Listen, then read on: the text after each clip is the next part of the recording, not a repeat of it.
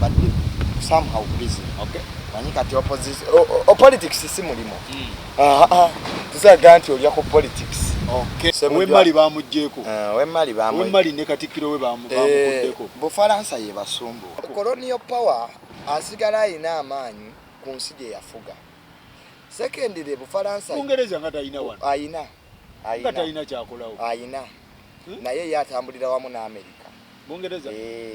Era kasita Milton Obote yali akuumiddwa Bungereza. Era nga Margaret Thatcher wadde Obote yali violating human rights. Nga tagoberera na democratic credentials. Ebiseera ebyo. Naye nga Margaret Thatcher amuwagira. Agamba give Milton time. Bwe twali tulwanagana ne Kenya ku mijingo. Twagenda wa Bungereza kubanga yeeyina ki? Yeeyina map ze yakuba wano. Ne Bungereza akitegedde nti amaanyi takyagayina bulungi because ebyali bifudde Bungereza power Premier League, Protestant Church, Queen yakulira Protestant Church, obwakabaka bwabwe ne pound binafuye. Kubanga Bungereza wetudda ku bwakabaka ina Commonwealth. Naye Commonwealth ow'ebigambo nti takyayina nnyo capacity ekwata mawanga gano naga driving ya ku interests ze nga ye. Kakali ate gano amawanga nago geetaba ku China era nayo China bweyita olukiiko bagenda ate nga bwetunya sente mu China z'abawa mpitirivu. Ku Bungereza takyabisobola ebyo. Avudde mu European Union ayina ebizibu, abayina ba refugee bayina COVID. Ate COVID naye najja akola ate ekizibu. Nti bw'otunulira kuba COVID gyakubyemu amawanga g'abazungu n'otunulira engeri COVID gyakubyemu China. China yate eri bulungiko esigadde ne ssente era eyo emukomba atinze. Kati ate bw'otunulira n'Amerika gwe badde beesigulirako alabika nga ayina ye ideology eyiye. Trump yali agalana kuva mu NATO nga yeebuuza nti ensi tubeera ano ne tugamba tugenda kuleeta ssente bweziti. Ensi zino tezireeta. Amerika fe abakola ki? Fabaleta sibe Bungereza byali agamba bana aba European nti bo bajira kakati notunulira nti direction ya America jegende ekola ki era walabyo olutalo lwa Israel ne Palestine. Biden alingange yabimya amazzi ateriyo president wa America asobola kukkiriza Israel eberenge eri under attack. I think this was the first time America obutasindika yo maje mu Israel yabadde ali wakati. Okay. Wadde ya objecting ze resolutions za UN because America ina veto. Baliwe batula ayinza okubigaana. Yaleje tudete nze mirundi esatu nga obstructing resolutions za UN akozesa veto ye. Na era yasigadde ne Palestine ayogera nayo. President wa Palestine nga ayogera naye which is a shift. Era namana gati we believe in a two-state solution. Nenga Trump yali agenti ekibuga Jerusalem kyaba Yudaya. Naye Biden yaganti tuddeyo ku two-state solution, a shift in American policy. Nadda mu ndagaano ne Iran ya nuclear. Bano bonna abawalabu era ne Trump yali agivuddemu nga America evudde mu ndagaano ya nuclear ne Iran. Because ya Iran egamba nti eyagala kukozesa nuclear nga amasannyalaze ne President Museveni yakyogerako. Naye abawalabu bano kyebeeraliikirira nti bw'olaba Abahuthi bareba Abahuthi abali e Yemen. Kasim Suleimani General Iran gwe batta ye yali akulira obutujju boba buyita butujju mu Middle East awo. Iran ne Saudi Arabia zizanya geopolitics. Era ba president ba Africa bonna okugwa mu Arab Spring, it was a cold war between Iran and Saudi Arabia. Nejjukira Qatar ina center ali mabega ga Iran ne Turkey. Era Israel yavuddeyo ne warning Qatar timulekeraawo okusupportinga obutujju. Bamaasa abali wali mu Middle East Iran yabawa sente. Era bakuba Al Jazeera headquarters za Al Jazeera aba Yudaya nga baga nti ebyokulwanisa ono biri mu banka ya headquarters za Al Jazeera naye kyali kituufu. Yali ayagala kukola ki kulumya Qatar ne Sudan nga bajjako Bashiru headquarters za Al Jazeera bazikubire Sudan. That means abawalabu balina position now mu Yudaya to fight against erosion yaki. Era ba president abo ba Ben Ali lwaki ebintu bino bitabuse mu Afrika. Abazungu era bagenda kuba wamba nnyo n'abasinga bagenda kufa because abazungu bategedde ebintu bibiri. Tokyasobola ku supporting revolution wano mu Africa nti okunga abantu bagende bekalakase bajjeko dictator ekyo anti kati ba president ba Africa boyengedde okwenweza. bongedde okwenyweza nti security ne intelligence bazikoze eki bazongeddemu amaanyi. Ekyokubiri opposition tebakyagirika abazungu bakimanyi nti opposition ya Africa leero oyogera ne enkya n'olya leero tamale enkyalidde kati bakola batya kakati kyebakola biri ebintu bibiri bayita maje oba assassination. One, Magufuli n'afiira mu buliri bwembwe afudde covid eyo policy muzungu yasetinga era bagenda kufa nnyo kwa kati ye policy bakitegedde tu jawo president tokuba ggwanga abantu bajja kufiiramu n'ebyokoze bagenda bifiiramu kakati gwe jawo oli kati president Museveni kyasinga okweraliikirira maje tobulanga kafyu si wamwe ba civilian kafyu wa maje kafyu wa maje goina mundu kyegenda okujja ku government gwe bagamba nti koma okutambula ekiro ku ssaawa 3 inze tamale koma okutambula ekiro ssaawa 3 nga ntiisa government ayine mundu yagitiisa jena alagawa anti meeting zituula kiro kweli kati in fact kindabikira nti president Museveni era bw'otunuulira akalulu kano I think there were some elements in the army zamanye ezikolagana n'abazungu buli ggwanga lya Africa kyagale kigaane mwebali abamnamajja bakwatagana n'abazungu mwebali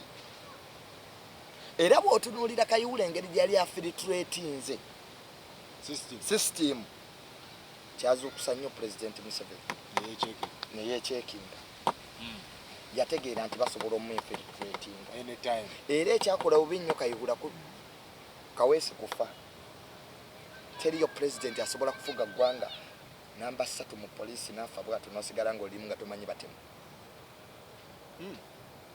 tekiriyo tebakikulimbaga yalina okusooka okunoonya ki amusse n'agamba nti alina koodiwo n'eggwanga erituliraanye ezo zonna positions naye teziri mu bacivilian ziri mu magye ziri mu bo by the time we batu infiltratingira bwe batyo it means there was a hand leta sente leta biki so ba president ba Africa bagenda kufuna obuzibu police ate yo mufaransa tazanya tobulanga West Africa eyo kuziringanga ku nyingi bufaransa yetazanya tolabona gwe bakuba amasasi ne batekako omwana we bufaransa yamutta era Macron yave bufaransa najja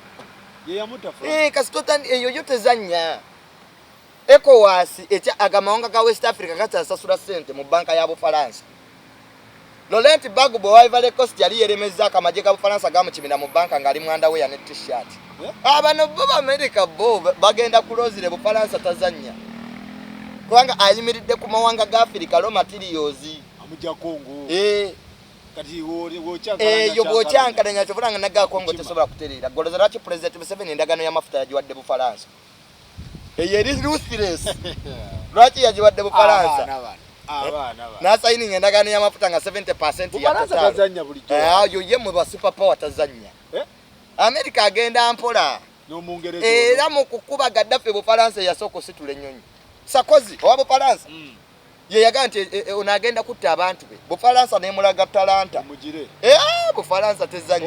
Oyo tazanya. Kate Bufaransa Katonda yagikolera ekirungi nti abawalabu wadde ensi y'abakatuliki n'abalabu bali close nnyo ne Bufaransa. Why? Endagaano zonna ezokuuma ebitundu bya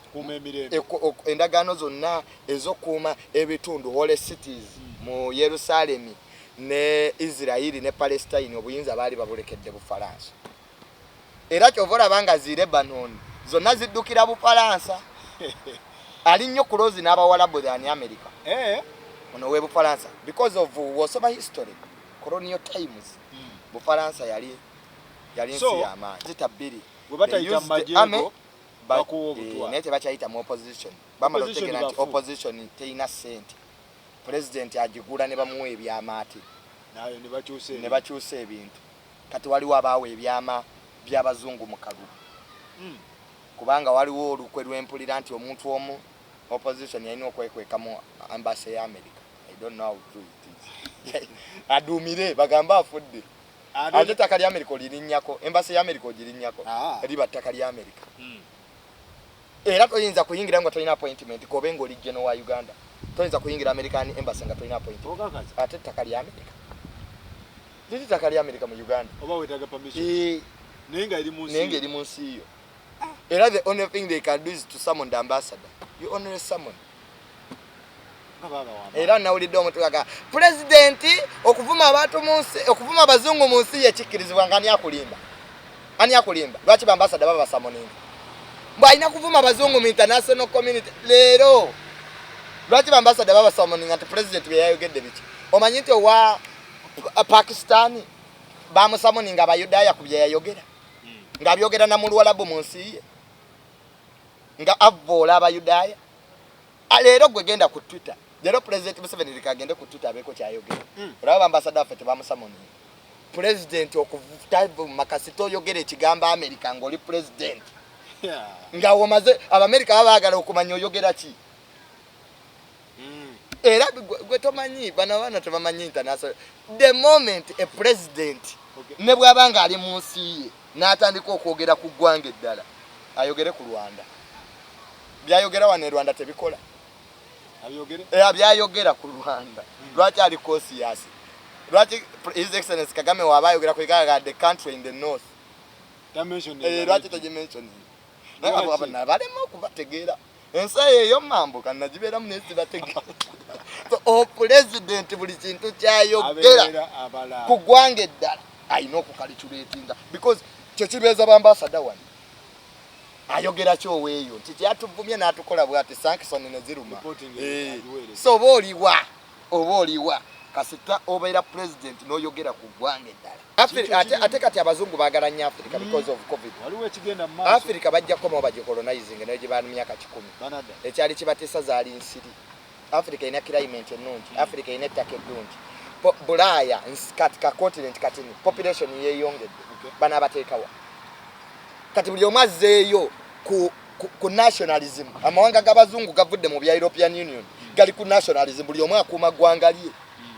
kyobula nga European Union tekyalina nnyo mugaso akatali k'ensi bye basigazizza but security wise and ebintu byonna ensi zizzeeyo ku nationalism America yerowoozaako nga yo because America ebanga ina obukadde 25 by 2050 bajja kuba na bumeka so kakati Africa nnene Africa balina entalo zaabwe bali abawalabu bali ku byabwe bali mu Middle East endagaano eyaleese ceasefire mu Israel ne Palestine yabaddaani Egypt kyenaga nti bali ku Middle East Egypt ye yaleese eki kulwanira Nile Ethiopia yazimba ddamu esinga obunene ku Africa Egypt n'ekiwakanya because amazzi gajja kendeera Egypt yali nani yali ne Sudan nga bawakanya Ethiopia yali nani zino ensi za IGAD era President Museveni yagukola interview ekyasinze okukanga Egypt yaga if Egypt they attack Ethiopia we shall fight them ningo already bamaze ato setting awo gundi nokola nga wali si eyo Tigray eyo Tigray region bali balwanagana Ethiopia yayina ekitundu ekibadde mbuyiza nga olaba bana banyankole kibabadde mbuyinza emyaka 3 kati president yajja omupya tava mu tribe eyo kati kye yayina okukola okuyamba Ethiopia izokuba bano because President Museveni okuvako tekiyamba Uganda Museveni zimwesigalawo ojja kufuna ba president abayina enkola y'emirimu na ideology nge yaki so ba president ba Africa basigadde kiki balina okukola China ekomyewo mu Africa America meri zaayo ziraba nga zeetooloola Africa waliwo ekimeri ekyajja netwoza kirina omuntu gwe kigenda okuba ne baleka baali bazze kukima bamalaya beeyongereyo so emeri zaabwe ziraba zitandise okwetooloola ki omwalo gwe Mombasa Kenya egenda tulekanye because omwalo gwe Mombasa guli strategic China yawa nnyo sente Kenya okuzimba standard gauge railway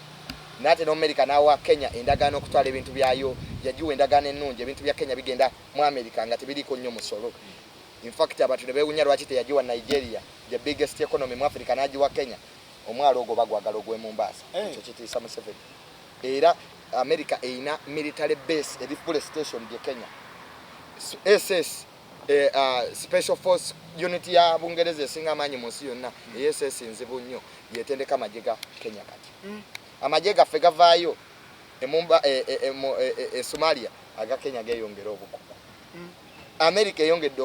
okutiitibya amajega Kenya gawe ebyokulwanisa eyagala efuuka regional power kuba bagenda kubeera station ndi wano okulwanisa amaanyi g'omu China okulwanisa amaanyi g'omu Faransa babala mu China na mu Faransa Omufalansa ayo tujja kulya ebisubi Africa egenda kufuna ebizibu abazungu olwa COVID baagala raw materials akafuta wekali kyobulanga President Museveni yalina okusalinda linga amafuta ago buli mineral weri Bajagala. economy zaabwe zikubiddwa Bajagala. abantu babwe tebalina mirimu. China etuwola amabanja ago because Uganda yesinga banja ekizimwe etuwa nekugirako obukwakulizo ti abachina balina okujja ne bakola wano. Kyovala nga banji mu supermarket osanga mu Chinese food. Twaka tugenda mu China emitwalo nga 5 egaba China giri wano. Endagaano ezo zijirako ki obukwakulizo. Kakati okwekuba wakati wo mu America no mu Faransa no mu Ngereza interest ezo kwa Africa nafo bwete president kyali abagamba ebya Pan Africa naga bituufu byayogera Africa egenda kusanga ki zendoza ne covid yo yabatabukako butabusi kubanga waliwo doctor eyali e Congo yalwala Ebola ne bamutwala Spain nawo nenga wanatutta South Africa egenda kusanga ebizibu mama bamukubya akalulu mama abadde empaji mu Uganda ey'amaanyi ennyo because wetutunulira abakyala twogera nnyo abakyala okujja mu bifo eby'amaanyi Kadaga has really brought out that he's a lawyer, very experienced lawyer. Yasoma amateeka n'agakuguka abaddewo ferongo time amanyi Uganda gye yava ne gye badde dda abadde mukyala mukozi era abantu we bagamba Kadaga abadde n'ebintu bibiri abadde mukozi nnyo ate nga ali assertive ye muntu akozesa amaanyi to the fullest. Mama tubadde tetumuyita mama nti twagala nnyo dimuyita naye amaanyi ge gabadde gawulikika Kadaga mama Kadaga nga ku parliament awo osanga abasajja abakulu beewumbye bwe bati bagenda mu office ya mama Kadaga bakole ki babadde bamwagala ababaka olw'ensonga nti tabadde biased. Eggwanga alikoledde era mwebaza ebirungi byakoledde eggwanga kubanga yabadde yasigalawo nga proposals zonna gye tuzitwala mwenaalemu abadde namba 3 bo president Museveni namba 1 ali Haji Kigongo namba 2 mama yabadde beba making NRM abo beba making NRM beba making NRM naye omuntu ava mu kifo naye ebintu bisatu ebyasinze okunkwatako ennyo era okuba kwa mama nabadde njagala kulitayalinga mu byobufuzi kubanga namaze okutegeera nti parliament bweba egudde nga ba yellow girls kubanga ekibadde kimuleetedde obuzibu biri ebintu bibiri. He was a voice of wisdom mu party nga yabogolako ku fulaawo nga ffe tunyumirwa ba minister babya seta asindise junior we naga not the minister should come herself. Njagala oddeyo osome ebbaluwa bbiri gye yawandiikira president nga SFC rumbye parliament ne gye yawandiika ogoba amagye omanyi waliwo yajja mu office yemu n'amagye n'amutiisatiisa kati okwewula kw'eggwanga ono yabadde akwata budget ez'enzige era walabye mukoddomi w'omukulu ye yasomye CV olanya mukoddomi w'omukulu yagisomye yamulemesa ez'enzige ebiliyoni 5 ez'amabaale tewali yero galo namubbi abadde ayagala mama Kadaga twabadde abateekako obukiiko era nga baga nti atiitibya nnyo opposition naye nga speaker kyalina okukola tolina kubeera side emu kati ng'ebya party akontana ne party because communist party teyagala voice of wisdom era bonna bagamba muzeeyi ayagambye naye nga ye ne Museeke abikubawo nga we biri mulonda mu nteezamu mulonda muki oyonza musibyewo singa ali lwaki tulalunda nti abadde azikubawo nga bweziri ebya pata badde yabivaako kubanga tosobola kubanga chief whip nga goli namba 3 mu kibiina nakuvuma publicly nakabirwa yabadde tamulabawo nadda ku parliament nagati gwe tewebuzabuza ffe twatula Museeke naliyo gwe twalina kukomawo sipiika w'eggwanga tulina ebya pata tulina n'obwa sipiika president Museveni alina obujogoli 10 buli tewali muntu gwe bakuba mwenale mu gateyagadde Kadaga was a threat of 3 things abadde azimbye power base yalalingako parliament neyise ekiteeso kya displeasure eri president banyiivu ababaka erina majority ne batukola ekiteeso nti banyiivu mu covid institution zonna zaggalibwa omukulembeze w'eggwanga mama yo n'agirekawo wababbi bali tebagala bali bagala kuyisa ssente eza covid bazitemeteme nga parliament ekoze ekiteeso bwe yamanya nti buli mubbi bamuwadde n'ow'amagye kwa buli mubbi bamuwa mu covid ebitongole ebitalina nawe erwanisiza covid bwe nandisowedde nti erefe yeesooka netwawa amagye netuwa prisons netuwa buli omu mu supplementary budget ya covid naye ababaka n'abakola ki n'abawaabiri mu communist party kasita otandika okugaba ssente naawe ogaba omukulu yalina bayita abawaana era bwe yawaabiri ensi n'egugumuka omukulu yabayita n'abawaana olwo otandise okuchalenjinga ofuuse sireti ofuuse sireti Kadaga abadde alina lijo ba NRM abali ku ground ye Busoga babadde tebawuliriza bye NRM badde babuza maama agamba ki abadde ya creating database era abamu bagamba nti amanyi ebyemunda yali agala kwesimbawo oko nekubwa president ekyo kyabulabe kakati ng'alina independent mind bo gye bayita oluki emputu Kadaga badde n'emputu naye ng'alina independent mind ye bagiyita mputu nga talina gw'atasobola kuyita kobe minisita kati ate nga mu baminisita bano mulimu abantu babaki mulimu bakyala baba hebi baba nene naye ng'empita gy'abayitamu no Muyingo, let the minister come herself. Don't undermine this institution. Atandika okulinnya gye gava. Atandika okulinnya gye gava. Oyina ababaka bakwagala. Kwa parliament ebadde yeetuukira kuki? Ku ssente. Abadde ayina weapon. Nti buli agala okutambula ebweru ayitawa mu ofiisi ye. Nga yagiteekawo. Eyo weapon. Muvumo olabe. Nga n'okuwulira obuwuliza olugambo nti maama wamwogeddeko bubi gwe ng'ogirinnyo olagawa otyo kati obwa sipiika kyekyefa ekitalagirwa tofuna biragiro wa muntu ya head of anamu nga parliament bw'obugikozesa to its full capacity power yaayo executive eba mubuzibu kati okubagana nakutandika era bw'obadde weetegereza nnyo ebigambo bya mwami Museveni okuva we yawangula akalulu obadde toyinza kwewuunya nti olutalo luno lwali luzze ffe twali twalulengera dda tilujja kujja era amaanyi ba yellow girls ge babadde bakozesa gabadde galina gye gava njagala oddeyo mu kalulu nga maama Kadaga bamulonda mu kibiina olabe state interference ani yali awagana Muganza yali amuwaga yali atandise okubagana n'ekibiina ate nga bamulagira ddala nti bamwagala kwatasobola kuba namba 3 fe ekyokujjawo Kadaga tekyatulumye naye ali mu layini akulembedde yakafuga emyaka emeka 3 mu egyo agenda mwana namba 2 mu enaalemu ali aje Kigongo ye teyesimbibwako era Honorable Babu we yali amwesimbyeko nakulabira olutalo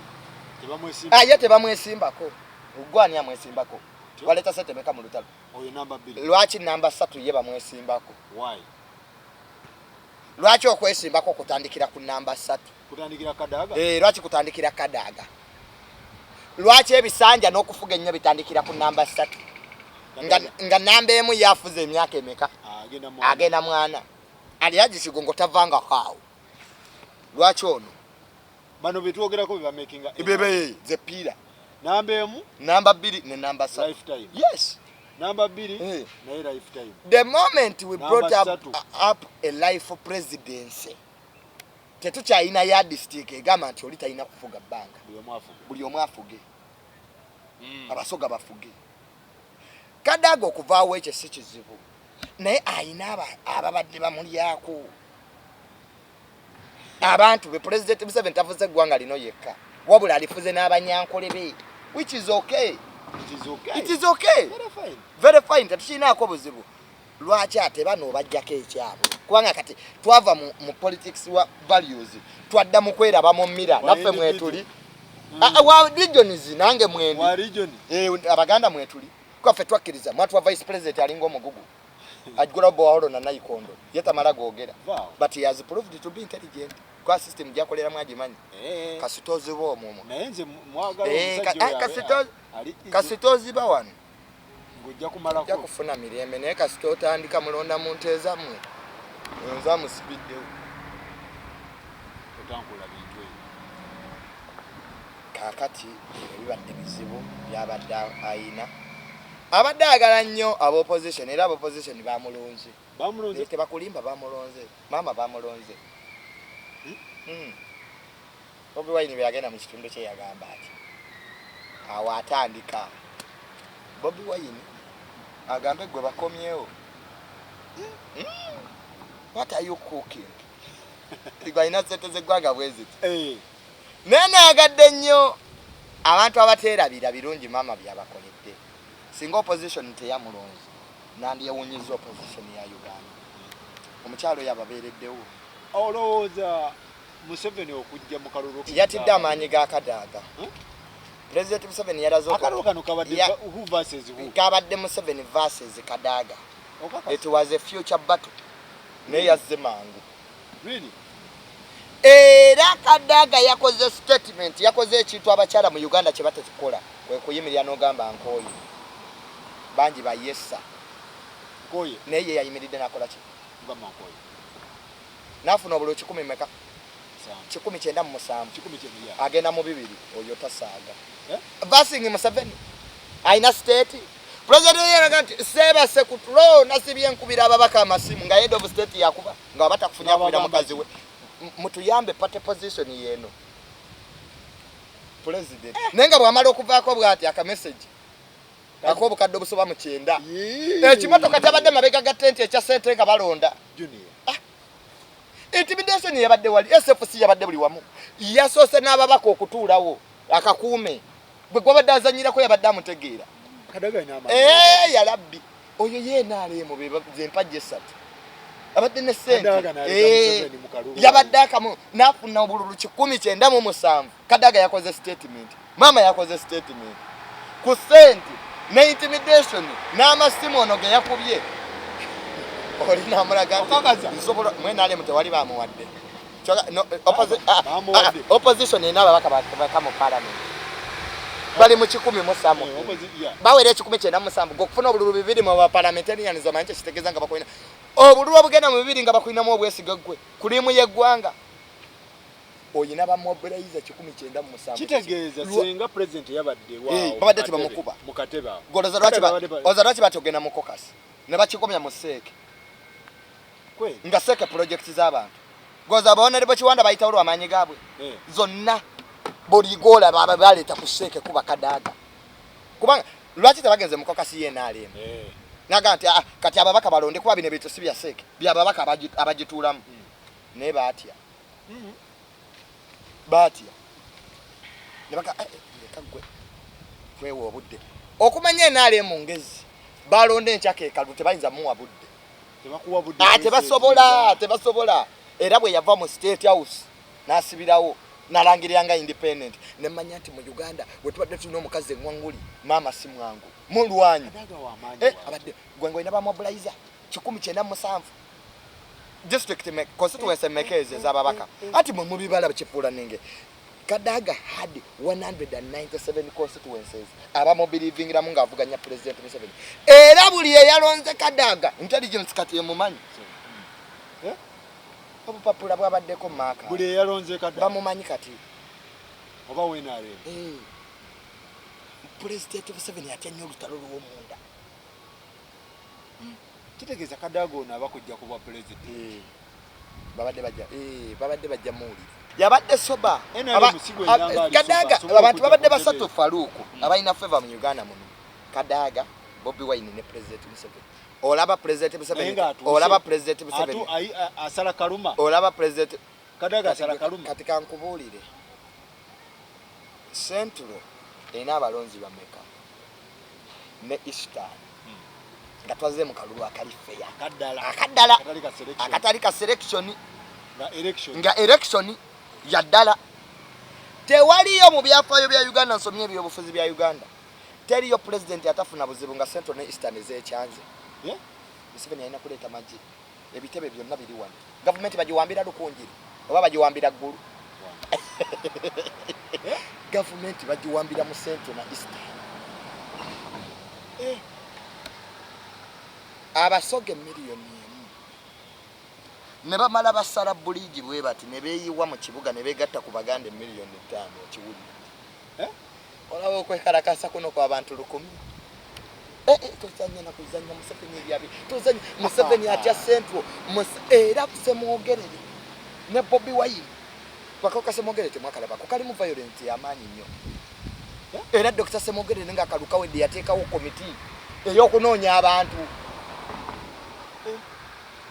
Museveni fears a Muganda opposition ina byemujjukiza ina byemujjukiza ekirala era yabajjukiza n'aga nti birthday ya mama si nkulu Obote bwe yalumba Muteesa bye bikulu nga yabalagaki omusika president gwaleeta ali unpopular era kimanyi kankubulire gwe president nga yafiiridde wano God forbid sikimwagaliza kwani noba ng'olina hostile sipiika w'eggwanga tazanyirwako noba ng'olina hostile speaker lwaki yati ogenda mu referendum lwaki yati ogenda akwasa obuyinza maama Kadaga tugende mu referendum tugende wano mu covid okalulu tukwongereyo kubanga tamu ye yali eggwa May 19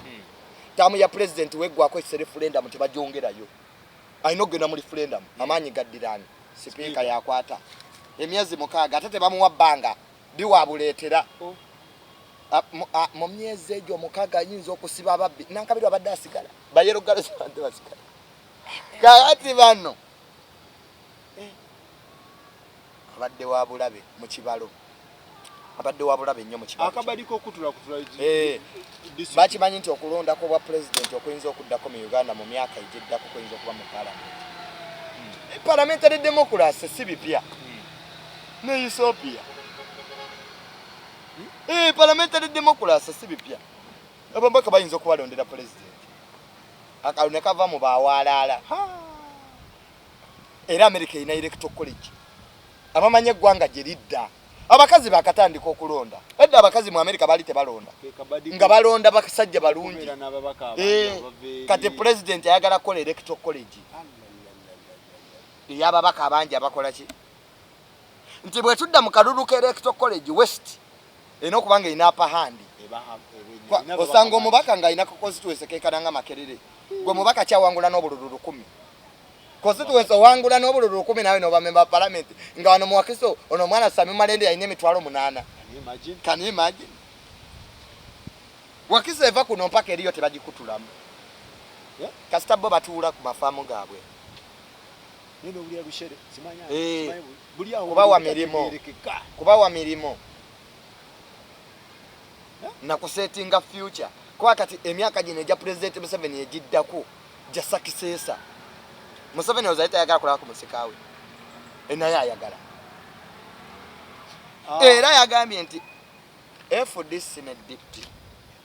ebyo nkwatagana nabyo nabebaza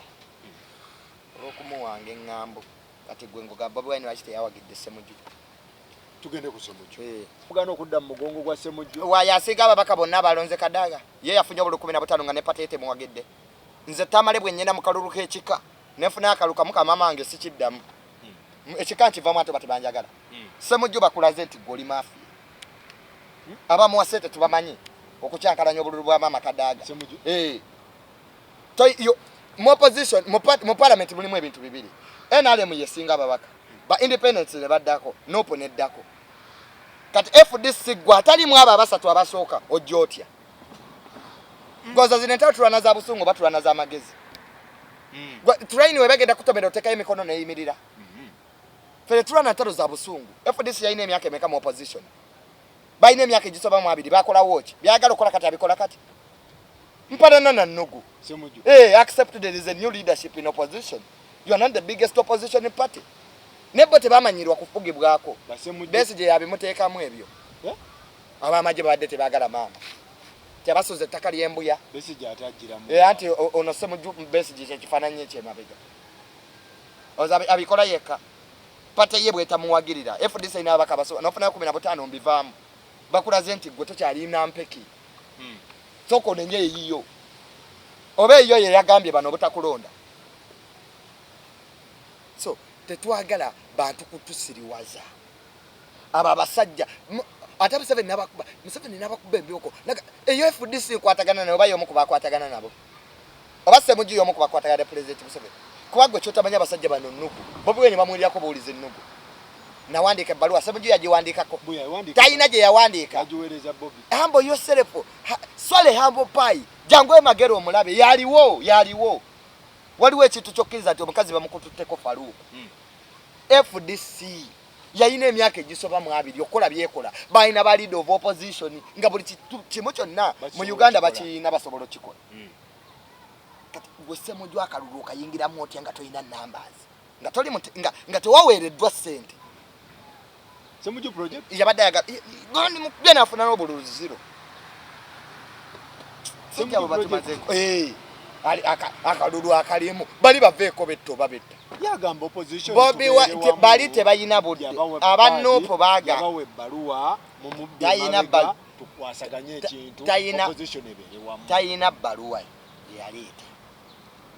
teyahambulinga Bobi Wine yehambulinga nga n'agenda ewa Besigye n'amukubira n'endongo yali musiru wano batukubisa obuseppiki bwe twatuka mu kalulu bakola bati awe bano batukubisa obuseppiki awo Besigye si yalina plan B tali mu America Besigye yalina plan B ali mu America peji wali ogirabye ekateekayo ebintu bya mipiira bayani egenda kusambaase totubuulira ebiseera byabwe byaggwako Ssemujju omanyi mugezi ayina engeri gyakozesa morality card ayina engeri gyazanyisa intelligent card tojja kutusiriwaza we know brought Ssemujju in that election era obusungu bwonna bwambadde Kadaga nenga nsonga kizaawa mbo Kadaga tagoberera procedure Museveni ye procedure ejirimiti twagiraba nga tugyekyusa abalamuzi bagamba bati gendo somero lingi y'abalamuzi nti amateeka gonna tegagobererwa tukikkiriza naye leka tukiyiseemu kubanga akyagala ye mateeka kyekyo Ssemujju Kadaga kyamulemesezza okuyita ku fule ekiyamba abantu oba Ssemujju yasooka kutula ne maama Nankabi nze olutalo olwo lwandaze nnyo Amongi n'afuna obululu 10 nga Amongi yasinga amaanyi kati ye mukyala asinga amaanyi mu Uganda esente za abantu opposition kankikubuulire si bibiina opposition be bantu ababonaabona opposition ge malwaliro amabi opposition ge madagala amabi opposition ye gwe opposition yenze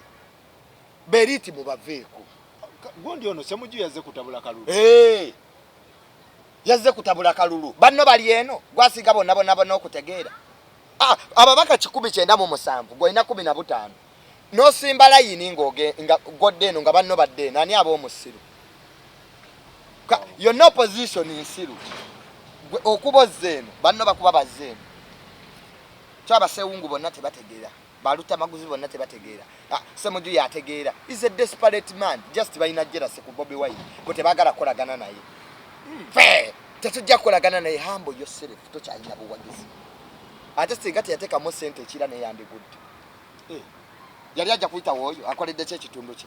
ogamba Kadaga mbu aluddeko gwe wakafuga konstituensi emyaka emeka naawe oli dikiteeta ne ba Ssemujju ba dikiteeta kyovula nga Uganda zikyalina ya district gamba nti ono aluddeko mu nsi omuli kabaka atavaako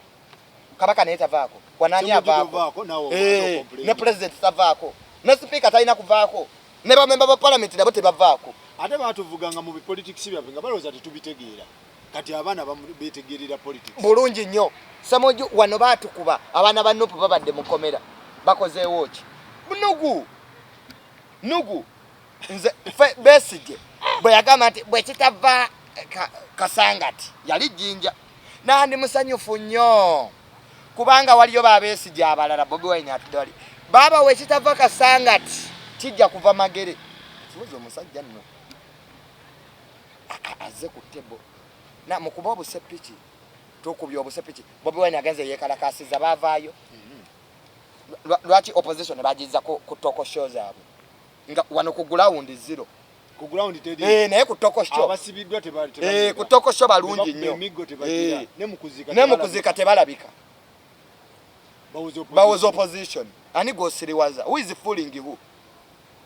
goza tetumanyi nti abeeri ba opposition yali yakutuula mbu Besigye opposition leader ina totalo bakukiriza gwe okuba n'amasifata gwe Bobi Wine ebivulu bye tebabigala ye Besigye totalo okunona aba government najja azikola ikotoriyo hoteli ikotoriyo mmwe tetuli basiru bali abasajja ba western bagala kola ki electoral college bonna batuula omulundi era okuba kadaaga bonna media yonna wagirabye olinaandika kadaaga nga mukama mmwe munyalwanda ye yajja tadaaga oyinza okikuba ekyo mu media mukadaaga president atufuga ye yajja tadaaga ne waliwo obujozi we busukka ne mukwata ebintu bya speaker abadde speaker eggwanga ne mubimuteeka kabangali babitadde kabangali nga wano kajina tumukolera zipato okuva mu URA Kadaga ye pato lwaki tebwanyi mukoledde kubwa speaker tusobola para speaker w'eggwanga tetusobola seke we naalemu speaker w'eggwanga bakasuka mukasi ne ba princess kajina bo bakolebwa party ava mu URA as if she's an angel eri nayo ne bamukolera party nga bamwaniriza why not Kadaga everybody yakirabye entwala gye bamututtemu ya mwanga no gye batwala mu mwanga no we should act mature politics bwemba munupu ekikyamu nja kukyogera kate tugenda kuzimba ggwanga lino ku bibiina what is wrong is wrong engeri gye bakozesaamu okutwala sipiika yabadde nkyamu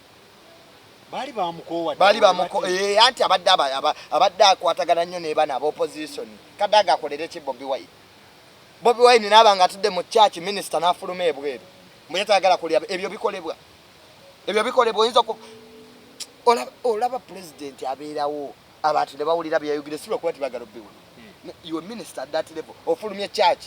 kwa Bobi Wine yako naye bukyayi ki buno no bukyayi ki fenze sibutegeera Bobi Wine muwalanira ki Bobi Wine okujja kwe kutuyambye abalimu amagezi nti there is something wrong in service delivery yes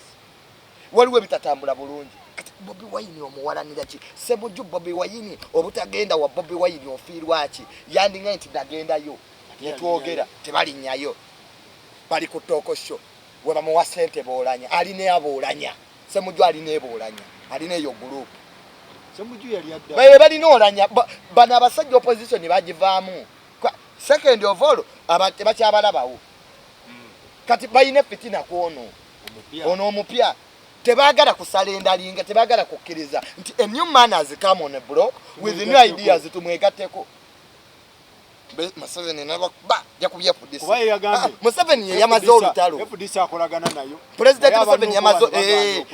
Museveni yamaze olutalo FDC akwatagana nayo mpozi nga tubulidde amanya anigwa akwatagana nayo tubulanga opposition yeno bwotagidduka ofa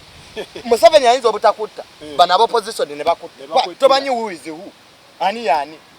in the statement za President Museveni za maze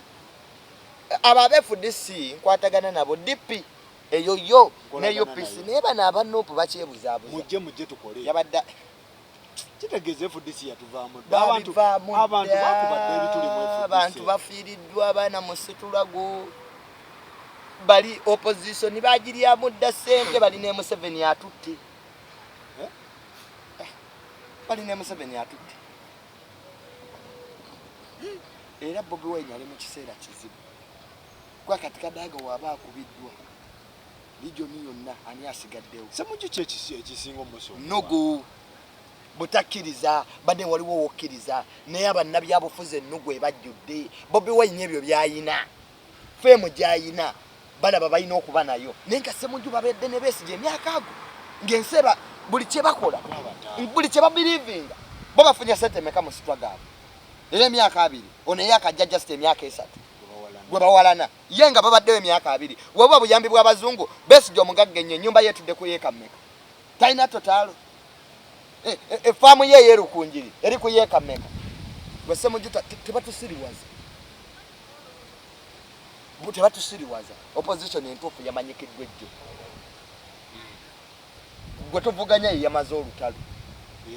yeyayogedde amazima ate President Museveni ali FDC abantu bajegendere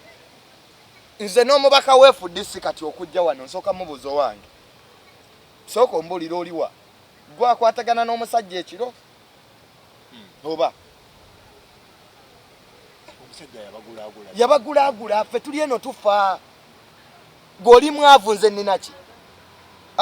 ki Ssemujju atambulira mu V8 atasobola kujja nga baziika abaana bali mu struggle mubuulire genda eri struggle yeri ku media ground zero basiba Bobi Wine twamulabako Samuje twamulabako nga basiba Bobi Wine banne byaliri babalete makindi tumulabako oba ali alina Museveni akuba bula tutoba wa beire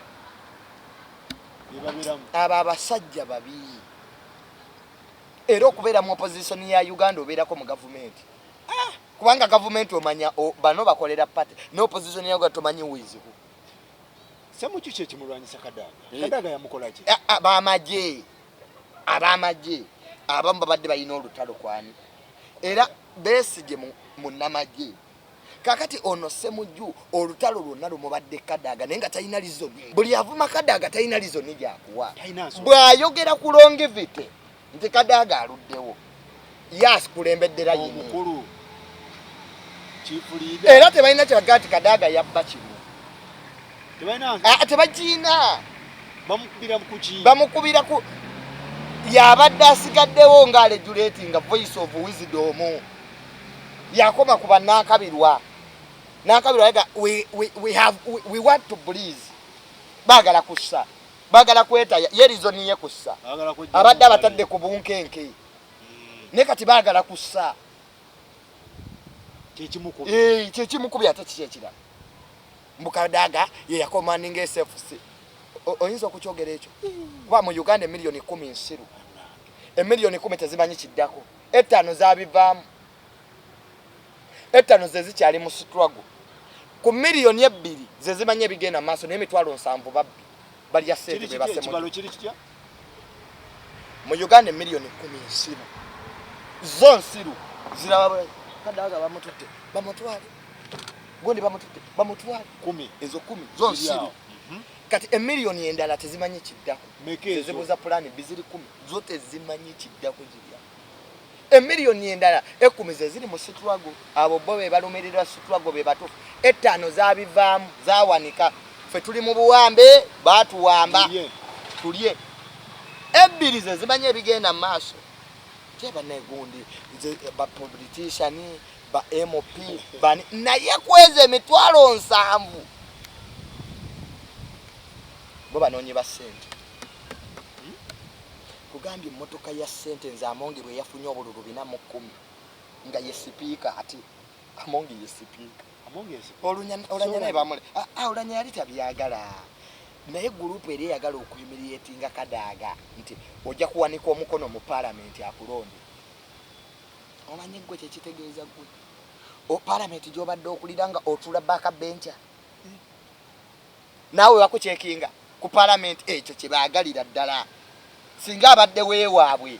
ngo General Tafire yagamba abanene ababiri bafaakina ye minister abeewaabwe bo tebayimiriye bo tebagenda bwe bati abeewaabwe mbabazi kati adda mukubeko enfuufu Kayihura ye bamuwa n'agenda kitata ne basiba mukomera ye gwanga lye tulimu ye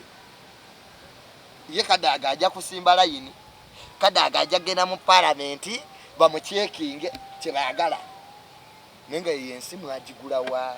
goloza abantu baddayo ne bagana ekintu kino buli omuntu asobola kubanga mubi Faruku buli omuntu asobola kubanga mubi abantu Kadaga singa bamukoledde party nga bamusebula nga speaker w'eggwanga bamutwalidde Kabanga ne bakwata ebintu ne babiteeka Kabanga yabadde speaker w'eggwanga that's unfair njagala tubeere nga tumaliriza Kadaga alina kukola ki mu mbeera eno talina option zero kuba yasigaddeyo nga mmemba talina option obwa MOP abuveeko yakawona 6 assassination attempt show yokola bamutwalirako omutwe gw'omwana Kadaga yawona obutwa helicopter gye yali atambuliramu yalandingako gy'atalina kulaga era Kadaga bw'ataweerwa bajja kumutta Kadaga yebereremu amaanyi mangi ate president zibadde ngamba president yali kudoba minister n'amuwa n'amukasuke agende ambassador n'amutwala n'abeera ambassador agende ebweru bali abasajja balwana olutalo tebakoma ate bakimanyi nti president yamukoowa goze bibawona bonankale babadde boogera ng'ensi ewulira olowooza babadde babyetuma ali Haji Kigongo ye lwaki yavaayo nagati bamwesima kona jamu honorable Babu bamukasukira namu vemu mune era ye yaga for the president told me for the goodness of the party lwaki ku goodness Kadaga yote chikola echa goodness ya party yalwana anti Kadaga teyalwana kale teyalwana enseke tujifugire kuba enseke tujigire Kadaga teyalwana Museveni bwalidda mufuna akalulu ebusoga takafuna ekati bwaliddamu n'omwana omuto kati omusoga n'omugamba maama alagire mugambe president Museveni ba yellow girls bakozesezza ensobi eggwanga tebalifugira ku busuumu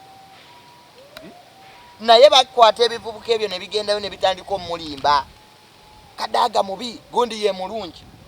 president Museveni kalidda mufuna akalulu ebusoga Nadiope omusoga ye yali vice president wa Uganda abasoga bakoze kinene nnyo ku bulungi bw'eggwanga lino kwaye yabadde Newton tribe naye kubanga Bobi Wine yagendayo n'afuna 70% naye nga abasoga balina ebizibu too much omuntu asobola kulima bikajjo n'aba nga abiguza omuntu omu ku ddondolo olina biguza amadivaani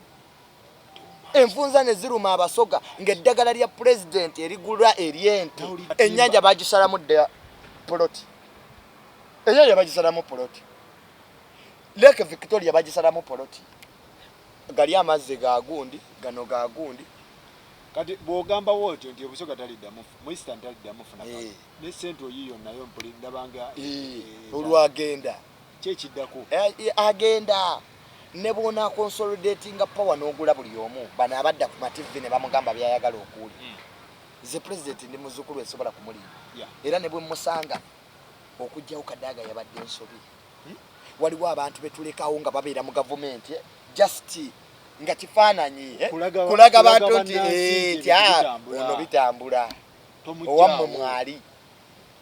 kubanga gavumenti ziri bbiri bano baminisita basiba balonda tebalina maanyi waliyo gavumenti wansi nga bwolabe bataddeyo Amongi ne order paper egenda kuva mu State House kwa Amongi ye muntu agamba agenda mu State House kati yayamba magogo recent ne bakubira ne kafu president abadde alikawo Kadaga ne bano bamulwanisizza olutalu bamutiisizza Kadaga nti alina amaanyi kumbe balina bye baagala okuyisaawo tewakyali alagulatinga ssente sipiika tabe ali Newton Kadaga abadde Newton nno kyabadde kibi engeri gye bamugyewo president najja n'akubira ababaka amasimu n'alagira ddala nti olutalo yalubaddemu SFC ne yagala okubira zaakemu so bad Nalabe tata watabukidde Salimu Salate yamukoze eki abisete z'aba promoter salave yakiri yalingi atugambe nti sente ze bagamba zengaba si zange oba zange naye si za ggwanga negwe ensi nebeeraawo nga abantu baavu amadagati galiyo malwaliro n'owulira nti promoter bamuwadde obukadde 4 ne tubeerawo nga tusoma amawulire ne tuwulira nti no bamuwadde obukadde 5 eno gavumenti egenda ggwa tosobola gulu gavumenti genocide gavumenti si gavumenti yegaba sente ezo ne n'owulira promoter tibamuwadde obukadde bimeka nenga promoter akola ki batuweeyo lisiti oba batuwe lisiti ze bategeka ebivulo ne basasula omusolo mu URA teweziri promoter ono bwe yategese ekivulu eggwanga lyafunye omusolo bwe guti bafunye milioni 4 gwe endongo y'obukadde olwendo ogimanyi eri luddawo e Kampala ani ategeka endongo y'obukadde kyannako nnyo ekintu kyabwe bakyesuulidde noga nti bapromota ng'abaana ba medical abakola yintaani tebalina na giravuzi mawulire babadde beekalakaasa abawunya obulamu bw'abaana n'oli eddagala lya covid lyaweddewo nalaba essole mu monitor wano batubanja bilioni 4 mwana 7 maturing date bwe baba tebakola gavumenti yaabwe mu gavumenti naye kati interest nnene ekiseera kituddamu kyakusikiraani ng'oyinza oziraba nti zaba promota naye nga ziyitamu bano abasajja bagenda kwetta bajja kwekuba amasasi jena aveeyo kuba bamusibyeko ebiboozi jeno aveeyo atugambe nti sente zigenda ze bagamba nti mbawa sinza azigaba tutegeera azigaba ani azigaba ezo mu ggwanga omuli ebbanja nga bakubanja 1.5 nga nange bamanja 1.5 naye ng'owulira oli agaba obukadde 5 ate ne badda mawulire ne beewaana nedda nze babadde balina kumpa 8 bampadde 10 NRM edda yagabanga ssente mu bubba nga totegeera n'ebintu bino bitiisa naye Faruku ebintu bino bitiisa bimalamu amaanyi tisente zaffe ez'eggwanga omuntu n'oba ng'olinamu omutwalo naye nga gavumenti erinako 10,000 za musolo ate n'olira omusolo gwo teguzimbye eddwaliro bawa promota aveeyo atunnyonnyole sente zifubutukawa baagala kusula gavumenti bapromota baagala kukola buyeekera endongo y'obukadde 8 tugimanye visa vy'amalwaliro ge tutalina endongo y'obukadde 8 tugimanye visa vy'amasomero ekibiina kya UNATO ekitwala abasomesa kibanja babanja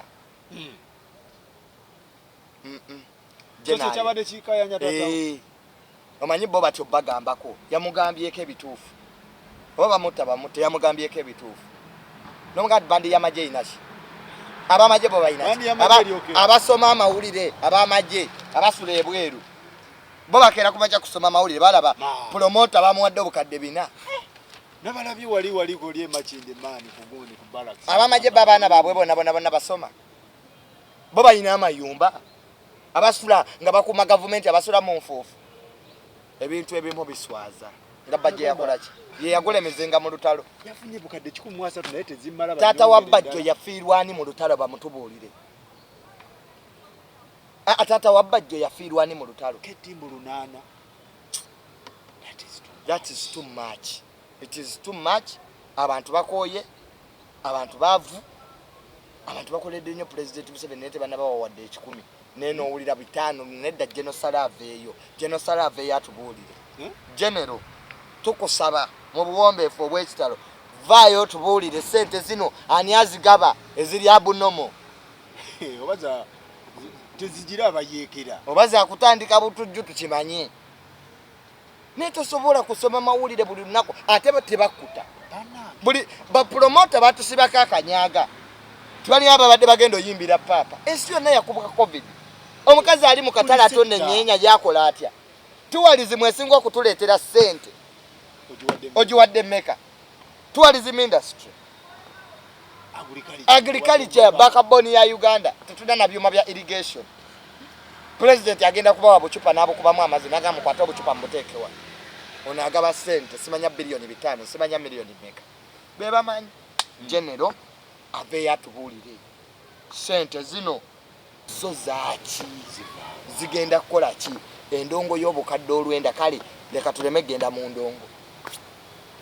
ninge eggwanga terina masiya kwasaganya ebintu bino eggwanga terina na oxygen byuma bya oxygen ebya covid nego n'okwata milioni 5 ezimu zalemedde mu account zeetaga clearance simanyi kyewuunyisa mu nsi enjavu bweti nga toli ku misolo gy'abannansi nze bw'aba abadde agabazize simwinaako buzibu kwawe ziba zize akkirizibwa bwe ziba buli mwakkirizo saasanya nga zizo naye tuyagala clarification tyamuna esente zino senze azigaba tulaba ani azigaba kubanga zijja kuleetera eggwanga obuzibu nga n'abasawo mu malwaliro kirudde mulago tebalina nabo kosita bubaleeta ku makya ng'enkuba etonnye abantu ne bafa butrakita obwabalimi eyo ku magombola tebuliyo naye nga bugula mmeka milioni 10 singa bugula butrakita bubeereyo buli ayagala okulima yeeteremu amafuta abantu balime balekerawo okulimisa enkumbi naye kati ezo milioni 4 oziwadde omuntu zigula butrakita bumeka kale katugeze butrakita buna abasajja bano bajozi bujozi buteeke ku magombolola eyo babwewole balime bajooga Faruku ensi eno tugisabire nnyo gye tulaga si wangu bicho ebimu bitunyiiza baganda baffe mutufuga naye ebintu ebimu nedda genosale mu buwombeefu obw'ekitalo aveeyo ye mwennyini akwata omuzindaalo explaining bapromota bakola ki endongo batulage risiiti zisente zebasasula mu URA ez'omusolo endongo y'obukadde 9 simanyi ngeri gyevugamu oba bali bagenda kuyimbira paapa simanyi ndowooza yabwe nze byange nga eno yange nga nze mirundi Tamale Junior atalagirwa atali ya ssente kati gwe naawe osobola okujja n'okola ki n'owakanya babatadde bade nerabidde n'okuga 17 babatadde lwaki babateredde wamu what is the problem tasobola kubateera wamu alina ekintu kyaliko kyabala mwabo be batadde abamu babegendereze information eyinza okuba yagifuna manya bayagala information bali abasajja bakutokyalinga psychologically ekomera zibu teke gyoleza ate ntisiza si buli omuntu avudde mukomera batadde abamu babegendereze si buli nti avudde mukomera akomera omusitwaga ekomera zibu era nze Nawunya Mandela gwe basibayo emyaka 26 bw'oba oyagala okutegeera karakita y'omuntu bamusibe bano be batadde eyo University of Understanding ekomera zibu abamu abegendereze Bobby abegendereze abamu abavudde mukomera abagende ko government abagendeko mpola anything might happen mwanyi gwe tewabaddeyo bali abasajja bakutokyali psychologically noga nti bane yo cyo mpaki notandika kwogera ate ne bakuwa na assignment simanyi bintu bya ebintu ebimu nze mbamanyi Museveni tabeera mu State House Museveni abeera mu opposition Bobby teyeyabya nnyo ate yeyabya nnyo nabo abamu abagenda empola